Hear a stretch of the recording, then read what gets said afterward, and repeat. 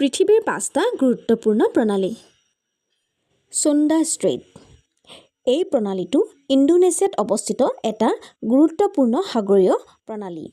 এই প্ৰণালীটোৱে Java C আৰু Indian অ'চিয়ানক connect কৰিছে।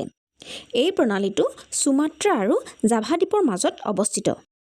এই প্ৰণালীটো 1883 চনত কাকাতুৱে আগ্নেয়গিৰি বিস্ফোৰণ আৰু তাৰ ফলত হোৱা ছুনামিৰ বাবে ইতিহাসত কুখ্যাত। পাক ষ্ট্ৰেইট। এই প্ৰণালীয়ে বে অৱ বেংগল আৰু গাফ অৱ মান্নাৰক সংযোগ কৰিছে আৰু ভাৰত আৰু শ্ৰীলংকাক পৃথক কৰিছে। Dover straight.